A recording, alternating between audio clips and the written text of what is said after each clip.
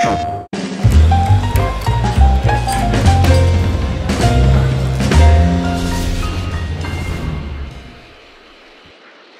everyone, welcome to an episode of PlayStation Underground. I'm your host Brett, and I'm joined by Marco Rizzo, Marketing Manager for Dragon Ball Z Kakarot. Hello everybody, it's a great pleasure to be here today. Hi, and I'm also joined by Tim. Hello Tim. Hey there. Hi, and today we're looking at new footage for the upcoming DLC for Dragon Ball Z Kakarot, the DLC Bardock Alone Against Fate. So Marco, tell us about what we're going to see today. Yeah, so today we're going to have this new footage that will show us a little bit of exploration of Planet Vegeta, which is one of the locations that players can explore into the DLC, but also to have a look at a sub-quest that will show us a typical slice of life from the planet Vegeta, where the Saiyans come from, that we don't really get to experience neither in the main game, and we don't get to see a lot into the original anime. Yeah, it's been really exciting to see all the DLC additions over the last couple of years. I finished Kakarot a couple of years ago. Really fun story, great way to experience the story of Dragon Ball, and of course the DLC just expands on that story. And here with the Bardock timeline, we get to see a bit of what happened before, a lot of the main events that a lot of fans are familiar with. So it's pretty cool. Yeah, I completely agree, especially because Kakarot the main game has the special emphasis to reproduce faithfully all the famous scenes from the anime, right? Mm-hmm. So it's really going to be an experience that the core fans will really appreciate, I feel. Great. Let's get into some new footage. Let's go. All right, so we're going to jump into a side quest here. And as with DBZ Kakarot, the main game, it does recount the main story and a lot of the key moments, and we don't want to get into spoilers and where the story with Bardock goes and involving Frieza and everything, but we do want to show you a little bit of sample gameplay of one of the sub-quests. Yeah, exactly. So the background for this sub-quest is as we're meeting this character called Spinny that essentially is trying to attract the attention of Fasha, which is one of the members of the team that works with Bardock. And essentially Spinny is concerned that since he might not be strong enough to attract the attention of Fasha, so he's asking Bardock to fight him, to either train him or just make him stronger. So you can tell this is connected to something that I said before, that it kind of shows this light of life that you don't see a lot. Yeah, and this is interesting to me because I would say if my DBZ knowledge was like subscribed to power level, it's probably more like negative 9,000. But this kind of like insight is cool to see the world. Yeah, indeed. I think that, like I said before, some parts of the DLC reproduce the story as it's originally written in the anime, right? And some other, like these ones, have been specifically created for the game to just give this sense of better immersion for the player, where you can decide to go through the main quest as if to relive the TV special, but also to just experience this kind of side episodes that you would not otherwise experience. Yeah, and it's reminding me now because it's been a minute since I played through Kakarot, but yeah, I loved the combat in this game, and yeah, having any excuse to dive back into the battles in this, even for like moments like this, like you said, the slice of life things, to just get in a game that looks like I'm playing an anime, all the sound effects that you recognize, so many cool like stacking abilities that you get, and even remembering like pounding people into the ground, following up. And like closing the distance between them, like it was super fun. So it's so much fun to watch and play.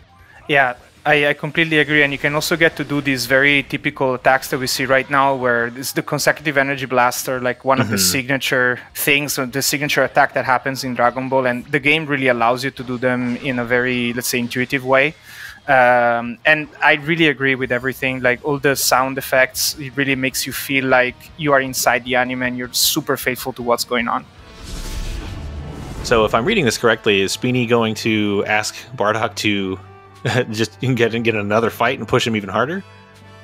Yeah, that's correct. In true Saiyan spirit, with the idea to get stronger with that. So Spinny has a clear objective here. And I'm sure Bardock does have more pressing things to get to at some point. But again, that was the fun of Kakarot as a game, was to just live in that universe a bit longer and do some of the, like we've said it a few times, but the mundane slice of life things for these characters that can shatter mountains and launch people into orbit. It's just fun to my cat's stuck in the tree kind of stuff. And, yeah, no, I do get that, especially because you really get to interact with a lot of characters that are just outside of the ordinary of what is Dragon Ball. It's difficult to think about ordinary when you talk about Dragon Ball, right? For the reasons that you just said. And what I also like a lot about Kakarot is that it gives you this sort of peaceful environment. It's not always about fighting the new bad guy, but you can also just take your time to explore and even collect ingredients to eat and level up your stats in a permanent way, so that you can basically you're more prepared for your next fight, which is something that you do not see into the normal let's say episodes of the anime, but it does happen or would happen. Yeah, I do remember flying around a lot, because just exploring, grabbing the orbs, grabbing ingredients, and just enjoying. I don't know, there's just a pleasantness of just flying around peacefully. The exact opposite of what we're watching now, but yeah, but yeah, it offers both, because there was just a pleasure of flying around, and the architecture, the art style of the whole series. It's just fun to be in that world. Yeah, completely agree. Especially now that soon we will have a PS5 upgrade for this game. I think all this level of graphic detail are going to make the experience even better for sure. Yeah, arrives in January, I believe, right? Yeah, that will be the 13th of January.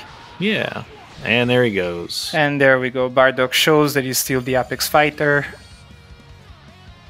And here on the left, you see that you got some reward, which are orbs that allow you to basically be spent for leveling up your skill. And here Spinny gets what he wanted, which is being pummeled on the edge of oblivion, to quote him. And Fasha indeed comes back as his main objective on why he's going through so much pain. Love at first sight. Yeah, it's a cool story. Bardock's whole tale. It's really fun. So seeing it get the like DBZ Kakarot treatment is really cool.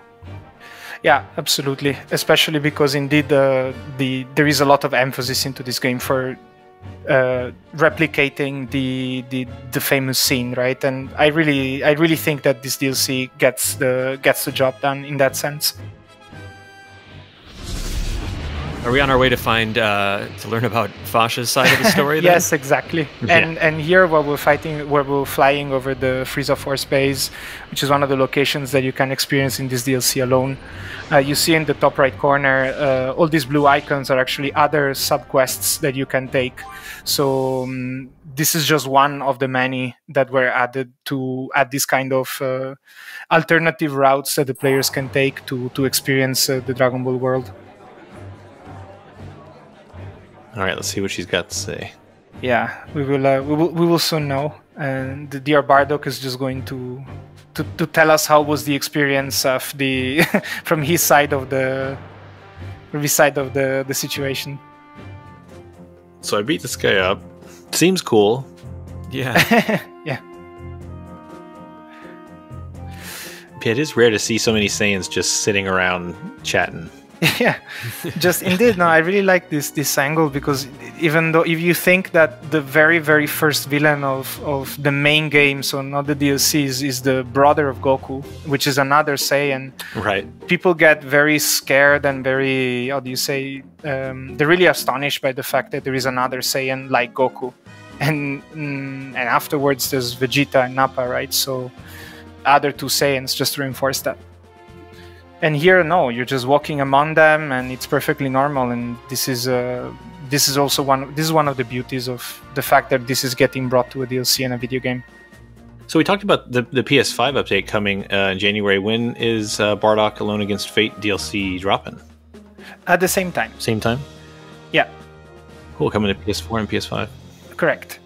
With the free upgrade from PS4 to PS5 if you already own the game.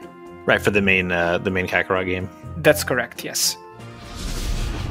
And now here you get indeed a glance of the kind of rewards that this kind of subquest they give you. Yeah. Which is experience and little gifts that you can spend in a dedicated board that will give us bonus once a certain combinations is achieved. Great. Well, thanks for sharing this subquest. This is just one of many. You mentioned the blue exclamation points all over the map, like any number of stories or tasks or errands and all kinds of stuff you can do to immerse yourself in the world. But yeah, Bardock Alone Against Fate arrives alongside the PS5 upgrade SKU January 13th? Yes, exactly. Yeah. But yeah, thanks again for the footage. Excited to jump back into DBZ Kakarot. Loved the game when it first came out, and excited to play more. So thanks for joining us. It was a pleasure. Thanks, everybody.